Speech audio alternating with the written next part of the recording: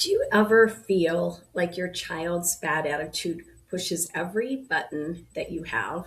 Those eye rolls, the stomping, the whining, the angry tone, maybe a door slamming or sassy talk. If we're honest, sometimes that behavior feels personal to us. And as parents, bad attitudes can trigger frustration in us very quickly. But what if I told you that attitude is often something much deeper than outward behavior? Today, I want to talk to you about how to parent a child with a bad attitude in a way that actually reaches their heart, not just temporarily stops the behavior. I feel that one of the biggest mistakes that we make as parents is focusing only on what we see externally. We correct that tone, we punish the behavior, we demand respect. But often, attitude is the outward expression of something going on inside the heart. So if we only address the outside, we miss that opportunity that we have to disciple what's happening underneath in their heart. And as Christian parents, we're called to shepherd hearts, not just control behavior. So when our children show attitude, we often immediately assume, oh, they're rebellious, they're turning into rebels. And yes, sometimes rebellion is part of that, but not always. Sometimes the real issue can be as simple as frustration, fear, insecurity, anger, embarrassment, jealousy, resentment, overwhelm, hurt feelings, all kinds of emotions and feelings. And often that attitude that we see is a physical expression of that inner turmoil that they're feeling. The Bible tells us in Luke 6:45 that out of the abundance of the heart, the mouth speaks. So, in other words, what comes out externally is revealing something that's happening internally. So, let me ask you something. Have you ever reacted strongly to your child's attitude and then later realized they were actually struggling emotionally? I think most of us have, and that's why it's important to slow down when we see those attitudes. I remember a specific youngest daughter was at home, and this happened on the way home from church. I was trying to talk to her, and she was just being what I considered rude. She wasn't really answering me, or she was just giving me these one word yes, no answers, just not really talking. And in my mind, I thought, boy, she's having a bad attitude. What's going on? And I was kind of upset at her. Well, when we get home, she went straight up to her bedroom. And again, I thought, well, I don't know what's going on with her. Her attitude's just bad right now. And then I went upstairs a little bit later and I walked by her door only to hear her in there crying her heart out. So I knocked on the door and asked if I could come in. And I asked her, honey, what's going on? What's wrong? And she proceeded to tell me how something that happened at church, how she had been treated, really upset her and hurt her. So I was mistaking that for a bad attitude when really her heart was hurting and she didn't know how to express it to me. And I could have read that wrong. So I was really glad I went upstairs and was able to talk to her and help her through that.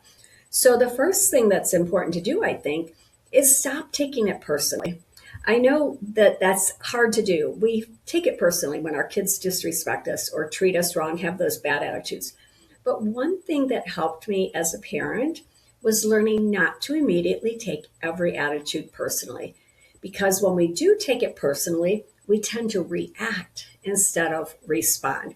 We move into anger versus guiding and training and helping them through whatever they're struggling with. And honestly, those harsh reactions that we allow to come out so quickly escalate the situation instead of doing anything that's helpful. And I'm not saying by this that we should just ignore disrespect, but I am saying we need to approach it with wisdom and ask, is there something else going on behind the scenes that's causing this? And I think a simple way to say that is see the attitude, but address the heart. Instead of immediately jumping to punishment, pause and ask yourself, why or what might my child be struggling with right now? What lies are they believing? What emotions are they trying to process? Sometimes our kids don't know how to handle their emotions. So are they feeling unheard? Are they feeling angry, embarrassed, discouraged? Any of those things. Because sometimes, really, our kids don't even understand fully why they're reacting the way they are. They're confused by those feelings. And that's why they need guidance, not just consequences. So, I want to share some practical steps for parenting those bad attitudes in a calm way. And I want to just share a few of those ways. Number one, pause and step away. When emotions are high, don't try to force a heart conversation in the middle of that explosion. And I learned that a long time ago with having 8 kids, that in the heat of the moment, that is not the time to really try to talk it out. You have to let them calm down. Sometimes you need time to calm down, but wait until they've calmed down some and then take them aside somewhere quiet and calm. Because sometimes both of you need to quiet down first or settle down. And then as moms, we need that pause too. So it's important to slow down and wait. And then number two, say what you see. Instead of accusing or lecturing, you're being disrespectful, you know better, whatever, simply describe what you observe. I can see you're upset right now. You seem frustrated. That response sounded a little bit angry. This helps your child to feel seen rather than immediately attacked. They realize that you do kind of recognize the emotions that they're feeling at that time and what they're struggling with. Number three, give them time to process. This is huge. You've got to allow them time to process because not every child can just explain their emotions very quickly. They need time to process those. And sometimes we demand immediate answers when they haven't even processed what they're feeling yet. Sometimes I remember we used to ask our kids, why did you do that? They didn't know why they did it. They needed help, and we needed to talk them through that. Were you feeling angry, and that's why you did this? Or what was it that was behind this? So, slow conversations are what will often lead to that deeper heart understanding. Number four, talk about the heart, not just the behavior. Yes, the behavior matters, and we cannot ignore wrong behavior, but don't stop there. That's not like the final place. Instead, help your child think about what led to that behavior. What were the things that kind of brought them to that point where they behaved that way? What thoughts were driving that behavior? What emotions, what beliefs? And as Christian parents, it's important. We should want to help our children compare their thoughts and reactions with what God says is truth. Help them to think God's truth and speak truth to themselves when they are struggling. And this takes time. I know sometimes we're busy and we don't want to deal with it. So we do just lash out in anger and we don't help them with those emotions. But keep in mind that there really is not a quick fix for heart change. We're training and discipling over years, not just trying to survive one hard moment. Number five, teach and practice the right response. This is so important. After talking things through, give your child an opportunity for a do-over. This is so powerful because instead of ending with shame, you're giving them a chance to practice the right response with the right attitude. And that's really part of the learning process. They practice responding the right way when their emotions may tell them to do something different. So give them a second chance. Let's try that again. Number six, speak life over your child. I love this because it's so important. Our children need correction, obviously, but they also desperately need encouragement. They need to hear things like, I know you can make wise choices. I believe God is helping you to grow. I see improvement in this area. You're doing better.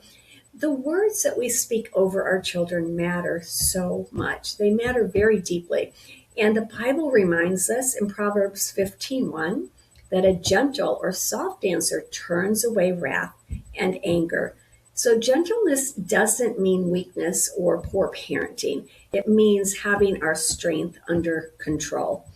So if your child struggles with bad attitudes, I want you to remember this. Attitude is usually revealing something happening in the heart. And while consequences may sometimes be necessary, true heart change happens through discipleship, guidance, conversations, prayer, and relationship. So slow down, stay gentle, ask questions, listen carefully, listen for the emotions, not just the words. And remember that God is using even these hard parenting moments to shape both you and your child. So I hope that this encouraged you. I would love for you to have me have you just reply below with what attitude struggle you're dealing with most in your home right now. And remember, you're not alone in this. Keep pointing your children back to truth and the heart of God.